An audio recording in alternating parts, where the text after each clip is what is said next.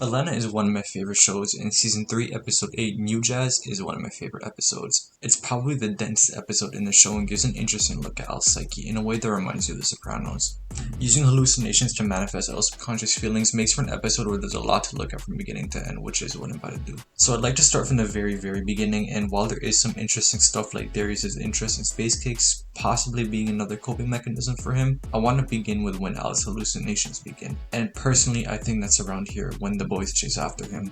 This is likely a manifestation of the scarier aspects of fame. His celebrity status got him jumped by a few boys earlier in the show, and this continues to haunt him. Now, to look at the rest of the episode properly, we gotta account for the reveal at the ending, which is that the woman Al hallucinated throughout the episode has the same name as his mom. Throughout the episode, Al's quote-unquote mom critiques him and says Al's circle is untrustworthy. The reason I think he has this hallucination is because, as the Woods episode shows, Al feels very lost without his mother. It's probably compounded by Al and Ern's ever-growing distance this season. This distance results in a lack of trust, and this manifests as his mom looking out for him, but more on this later. The reason I bring this up now is because the most stressful scene in the show happens and these motherfuckers actually steal a random latest baby and play catch with it. Now thankfully this seems to just be another hallucination. I see this as a manifestation of his feelings of powerlessness. His mom died, the scary celebrity world grabbed him up, and there's nothing his mom could do to help. Next, Al turns around, sees a lady crying, and gets dismissed because she's just acting. Now it could just be random Atlanta things, or it could be an illustration of how Al feels like he has to be inauthentic in order to survive the celebrity world. Fronting is a necessary part of the job, as you realize in season 2, not much different from how this woman is putting on a performance. It's also possible that the woman sobbing represents Al's current despair, but that Al is dismissing them because these worries are just a part of the job, similar to how the woman dismisses Al's concern for her. We move on to Al entering a museum and finally encountering Lorraine, aka the stand-in for his mom. The very first thing she does is shit on his hat and imply that Darius, who complimented his hat earlier, is a yes man.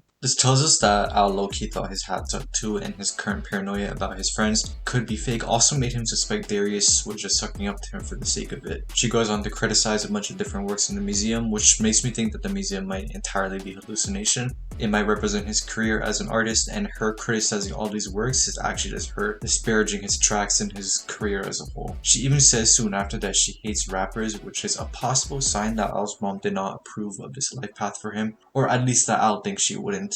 Lorraine says she hates how aggressively rappers mention pussy, and this is a bit reachy, but I think this is an indication that Al feels some sense of guilt about his misogynistic lyrics. She goes on to insult him for not owning his masters, which we know at this point in the video is Al distrusting Ern and feeling uneasy about this. What I find interesting is that Lorraine proceeds to offer him a goofy hat so that Al could fit in the crowd better. So the thing is, if we look at this with the lens of Al wanting guidance from his mom and feeling like his friends aren't enough, then this part of the hallucination makes a lot of sense. The whole season is about how the characters feel like fish out of water in Amsterdam. This is a new environment they are not used to and they must adjust to it. So it's natural that Al feels like they can't help him out when it comes to fitting in this place and needs his mom's help for that. This contextualizes why Al imagines Lorraine as a young woman around his age, because he's looking for a replacement to his same age friends. So now they go to a very bizarre club with Lorraine's friends. They talk about how Lorraine is promiscuous and ask about his relationship with her. I think Al imagined this for two reasons. Firstly, to hone in that his relationship with Lorraine is anything but sexual, which is just to reinforce that he wants his mom. Secondly, it could be a hint that Al had a lot of stepdads growing up. So Al leaves and the Liam Neeson scene happens.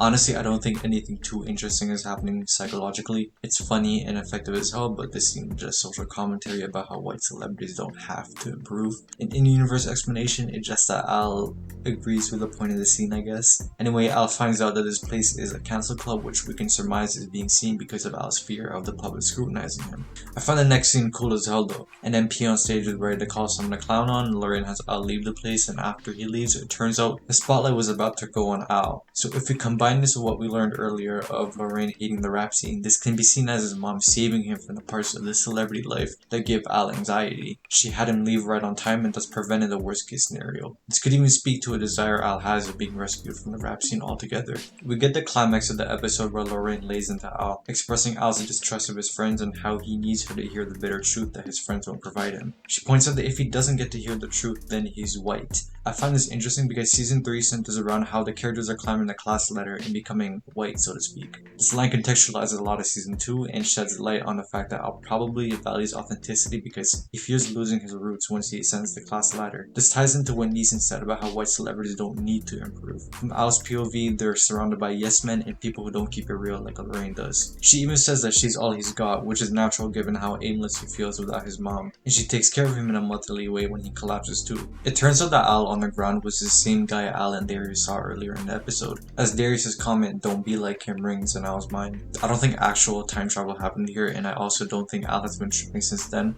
considering they saw that guy before they got to space cakes. I see this as a more metaphorical thing where Al became that guy Darius warned him not to be. The point being that maybe his friends are keeping it realer than he thought and giving him valuable advice that he should have heeded. So afterwards we get Ern taking care of Al and confirming that Al owns his masters. It's a nice way to resolve their growing distance throughout the season and assure Al that his doubts were unfounded. He doesn't have his mom, but Ern and Darius are still there to help him and look out for him. It's a neat parallel to the end of season 2 where Al keeps Ern as his manager simply because of the family and family looks out for each other. Speaking of, this brings me to Lorraine and another reason why Al imagines her. At the end of the Fubu episode, we get Ern and Al's moms telling the boys to look out for each other. I think Al doubting Ern subconsciously made him feel like he's letting his mom down, which is one reason why Al imagines his mom expressing his doubts. It would make him feel less guilty for having these doubts if it turned out his mom validated them too. An additional reason why I think Al imagined his mom is honestly because of how ruthless she was. Of course Al wants someone who isn't the yes man so he could feel safer, but I think part of the reason why he felt suspicious of his friends to begin with is because his mom probably criticized him a lot, just like Lorraine did in his hallucinations.